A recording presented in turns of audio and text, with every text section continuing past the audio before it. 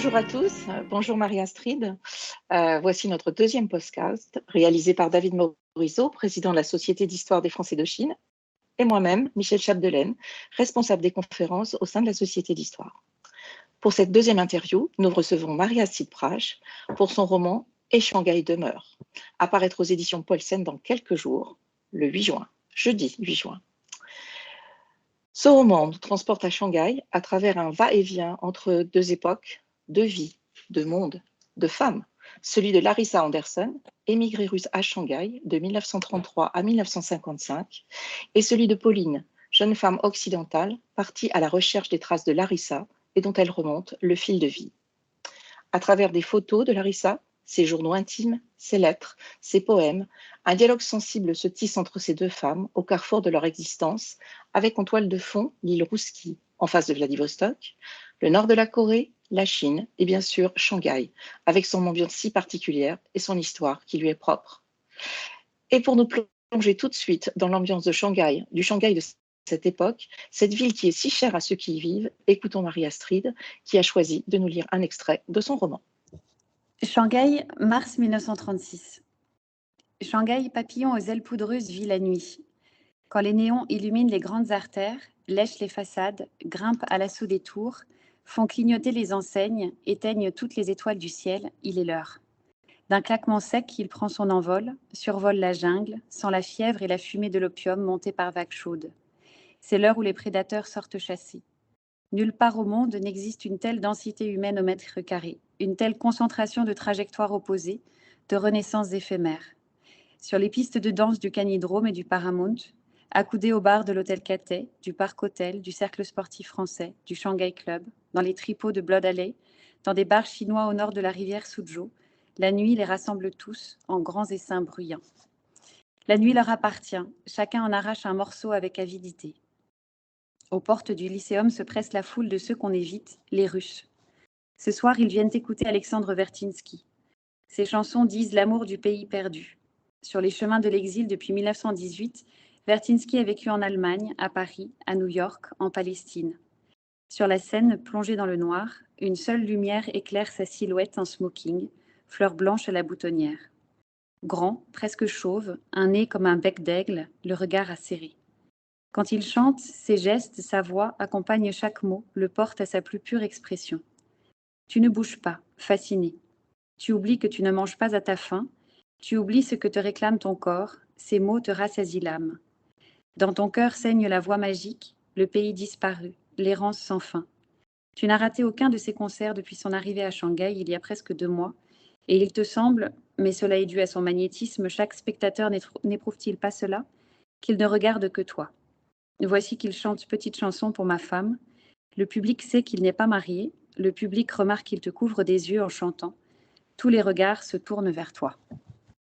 Merci Marie-Astrid. Alors s'il te plaît, pourquoi avoir choisi cet extrait ?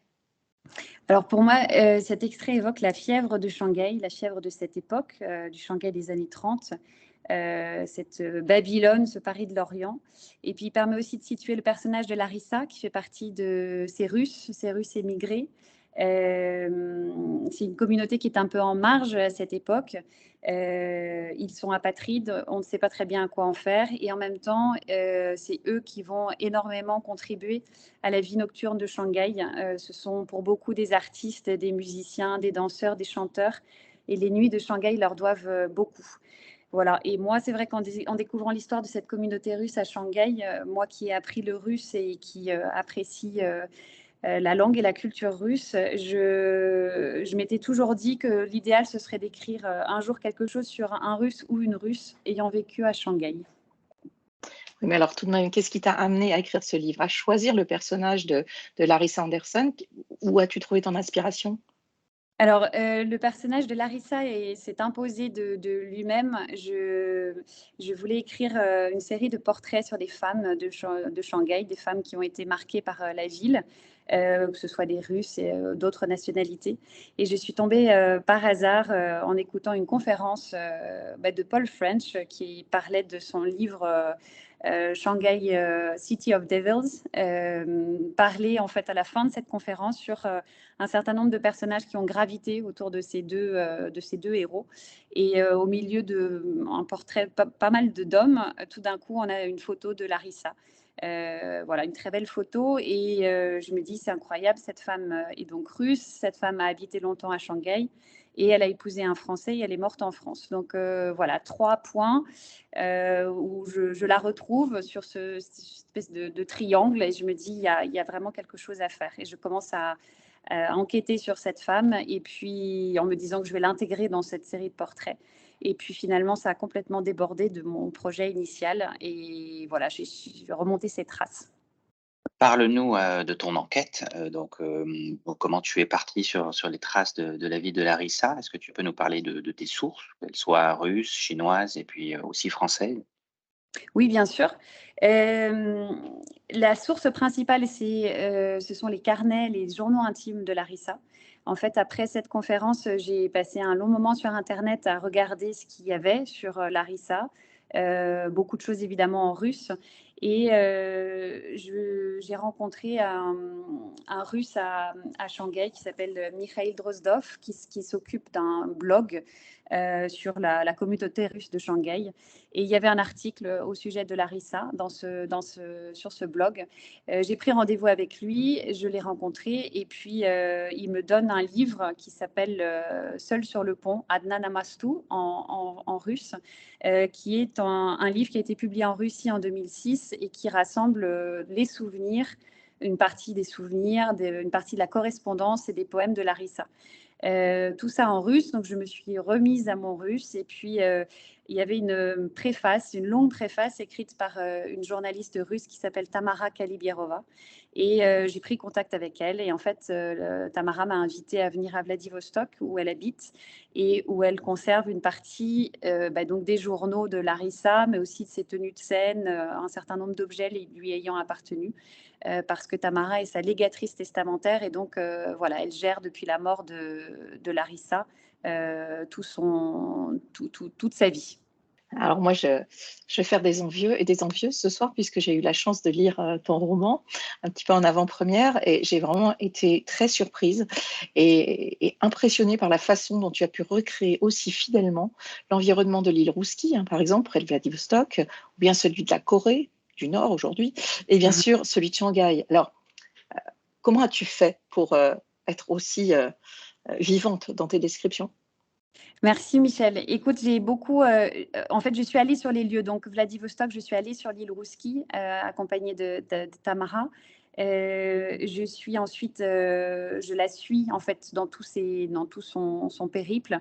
Et j'ai passé beaucoup de temps à lire donc les journaux de Larissa, qui sont en russe manuscrit, ce qui m'a demandé beaucoup de temps en fait pour comprendre ce qu'elle racontait et pouvoir le remettre dans un contexte qui était le Shanghai des années 30, des années 40, du début des années 50.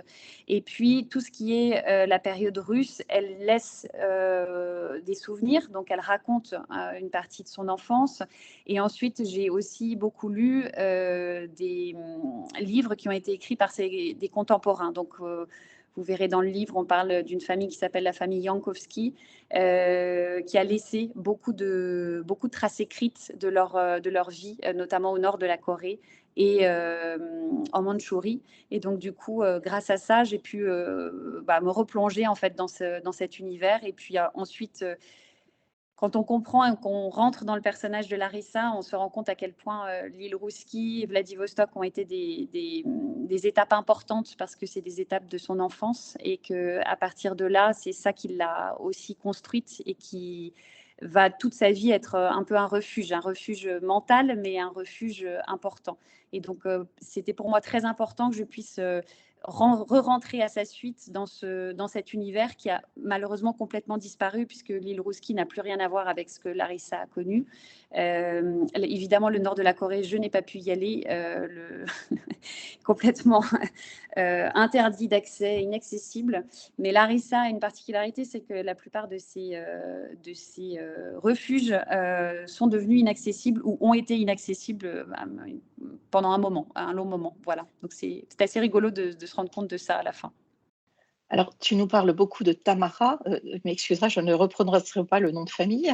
Mais finalement, pourquoi Tamara a-t-elle manifesté autant d'intérêt pour Larissa? Et puis surtout, ce qui m'intrigue, pourquoi a-t-elle pu devenir la légatrice de Larissa? Alors Tamara, elle, c'est pareil, c'est une photo qui l'attire vers Larissa. Tamara est une journaliste russe donc, qui habite à Vladivostok et qui s'est spécialisée dans tout ce qui est l'émigration russe dans le Pacifique. Donc c'est vrai qu'on connaît plus facilement toute la vague des Russes émigrés en Europe, en France notamment, mais il y a toute une partie qui part de l'autre côté, qui s'échappe de l'autre côté et qui va partir donc souvent à Harbin, puis à Shanghai, puis ensuite éparpillée un peu partout. Et Tamara, du coup, veut remonter le fil de ces vies-là. Et elle tombe par hasard dans les archives de Khabarovsk sur une photo de Larissa. Elle s'aperçoit que Larissa est encore en vie. Elle, pareil, remonte le fil, s'aperçoit qu'elle habite en France. Et Tamara, qui ne parle pas un mot de français ni d'anglais, arrive à partir en France et va sonner chez Larissa, dans la petite ville d'Issingeau où Larissa habite depuis déjà de nombreuses années.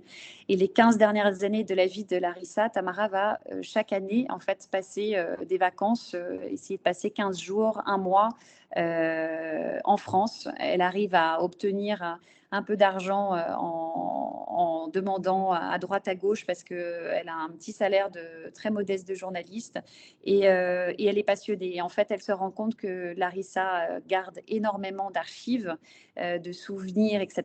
Et elle va tous les matins demander à Larissa de trier avec elle ses affaires. Donc, de lui dire, alors, cette lettre, c'est qui ? Cette photo, qui est sur cette photo, c'est quelle année, et elle va faire ça pendant plusieurs années. C'est un travail énorme et le résultat, c'est ce livre Adnan Amostou, Seul sur le pont, qui paraît du coup en 2006 et qui est une façon pour Tamara de faire retourner Larissa dans son pays puisque Larissa, émigrée apatride, n'a jamais pu retourner en Russie. Elle meurt en France en 2012 sans avoir pu vivre de nouveau en Russie. Elle y est retournée quelques fois, mais pour de courts séjours. Voilà, et de là vient l'attrait de Tamara, qui va ensuite petit à petit aider Larissa comme elle le peut. Et puis, à sa mort, Larissa la nomme légatrice testamentaire. Et depuis, Tamara a vraiment à cœur de faire vivre Larissa et surtout de partager en fait la richesse de cette vie et de cette personnalité. On voit que cette histoire qui est donc vraie, elle s'appuie sur un travail de documentation qui est relativement important de ta part. Tu as passé combien de temps pour effectuer tes recherches? Alors, j'ai passé presque une année sur les journaux de Larissa parce que et encore j'ai eu accès. En fait, il y a une dizaine de journaux de journaux intimes qui ont été conservés et Tamara m'a donné accès à ceux qui concernent ses années shanghaïennes. Donc, j'ai eu accès à quelques années 41, 42, 46, 47, 48, 49. Et puis, donc j'ai passé beaucoup de temps à déchiffrer, comprendre tout ça. Et après, j'avais déjà, depuis que j'étais arrivée à Shanghai, beaucoup lu sur l'histoire de la ville parce que l'histoire m'a fascinée. J'ai commencé par un livre qu'on m'avait offert en partant, qui était Shanghai, le Paris de l'Orient de Bernard Drizet. Et à la fin de la lecture de ce livre, je me suis dit, mais c'est dingue, cette ville, il y a tellement de choses. Et à partir de là, voilà, j'ai commencé à lire. J'ai lu beaucoup. Je me suis aussi beaucoup promenée. J'ai profité de toutes les conférences que vous proposiez, que Historique Shanghai proposait, enfin tout ce qu'il y avait de disponible pour comprendre cette ville. Donc, je dirais un an de déchiffrage oui, voilà, et peut-être, c'est difficile parce que c'est des lectures qui m'ont vraiment intéressée. Je ne considère vraiment pas ça comme un travail, mais bon, ça faisait 6 mois, 1 an déjà que je lisais beaucoup sur Shanghai. Alors, dans ton roman, on a 2 héroïnes essentielles, 2 femmes. Je l'ai précisé tout à l'heure et tu l'as redit, bien que tu ne parles pas souvent de la deuxième femme présente dans ton roman. Donc, l'une, Larissa Anderson, réel, l'autre fictif, complètement anonyme, dont on ne découvrira qu'une seule fois le prénom à la fin du livre, puisque c'est Pauline. Une forte complicité unit ces deux femmes. Un dialogue permanent s'instaure entre la femme d'hier et la femme d'aujourd'hui. L'une, est le miroir de l'autre. Jusqu'à quel point, Marie-Astrid, t'es-tu identifiée à Pauline, voire à Larissa? Alors, je pense que évidemment, je m'identifie un peu dans les deux, avec un travail qui est différent.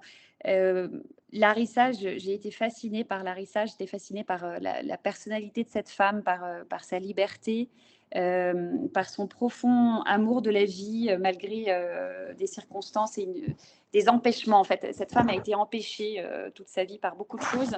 Et à côté de ça, elle garde un amour incroyable, moi, qui m'a vraiment bouleversée. Et puis, elle a une très grande sensibilité au beau, une perméabilité à la nature autour d'elle que je trouve assez fascinant pour l'époque aussi, parce que voilà, je la trouve très moderne en fait par beaucoup d'aspects. Et en lisant ces journaux, j'ai retrouvé des interrogations, des tas de choses qui moi me travaillaient en fait moi dans mon époque aujourd'hui. Et en plus, on avait à peu près le même âge sur certains journaux. C'était assez frappant de voir voilà, qu'on avait un siècle de différence et qu'en même temps, les interrogations étaient les mêmes. Les aspirations, les rêves, les frustrations, plein de choses se ressemblaient.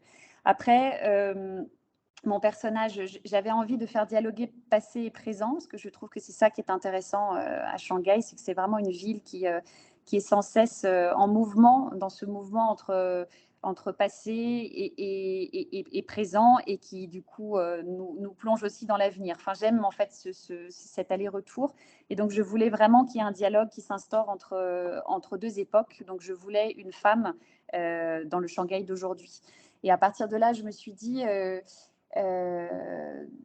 qui pourrait répondre à Larissa. Je n'avais pas envie que ce soit moi, Marie-Astrid, parce que d'abord, on n'a pas forcément envie de se dévoiler complètement. Et puis ensuite, l'avantage de la fiction, c'est que ça vous permet d'inventer un personnage qui porte à la fois les espoirs, mais aussi ce qu'on n'aimerait pas du tout vivre d'ailleurs, et aussi ce qu'on aimerait vivre, mais on sait que c'est pas possible. Enfin, vous voyez, on peut le modeler à son envie, et c'est ça qui est aussi la magie de la fiction. Donc, je suis partie de ça et je me suis dit, peut-être dans ma vie, si je n'avais pas fait, parce qu'à certains moments dans le roman, je pose des jalons et je me demande qu'est-ce qui se serait passé si Larissa n'avait pas pris cette décision-là à ce moment-là. Parce que vraiment, à Larissa, il y a certains embranchements de sa vie. C'est des questions presque de vie ou de mort, c'est-à-dire qu'elle serait restée à tel endroit, qu'est-ce qui se serait passé, elle ne serait pas restée, elle est partie, enfin. Et je me suis dit, dans ma vie, qui est beaucoup moins aventureuse que Larissa, eh bien, qu'est-ce qui se serait passé, par exemple, si je n'avais pas... je n'avais pas épousé, moi, mon premier amour, parce que Larissa a quand même une très grande histoire d'amour avec son premier amour. Et donc, voilà, je me suis posé cette question, et à partir de là, je suis partie complètement dans la fiction, et ça m'a libérée aussi, ça m'a permis de me sentir, oui, très libre par rapport à moi, et du coup aussi de plonger encore plus profond dans la vie de Larissa. Alors, tes lecteurs le découvriront très prochainement, mais Larissa écrivait des poèmes. Alors, de la même façon, j'ai trouvé que ton roman était très féminin. Il est très féminin, il est aussi poétique. Il est rempli de sensualité et d'émotion. Alors, ton style d'écriture, est-il volontairement un hommage à l'œuvre et à la vie de Larissa, ou c'est ton style littéraire? Alors, c'est une très bonne question. Je pense qu'évidemment, en fait, l'univers dans lequel j'ai plongé avec elle m'inspire et déteint forcément sur ce que j'ai écrit. Après, je dirais que le livre est un hommage, mais que mon style, j'y ai pas tellement réfléchi. J'ai surtout, c'est beaucoup de travail pour sonner juste, en fait, pour que on sonne juste avec l'histoire qu'on raconte, on sonne juste avec la personne qu'on veut décrire. Et donc Larissa a cette sensualité, comme je le disais, cette perméabilité à la nature, au beau. Donc, il fallait que l'écriture lui serve d'écrin. C'était important. Et puis après, je pense que c'est important de raisonner avec qui l'on est en tant qu'écrivain, enfin, ce qu'on a envie de transmettre. Mais c'est beaucoup de travail, en fait, de retravail jusqu'à arriver à une certaine...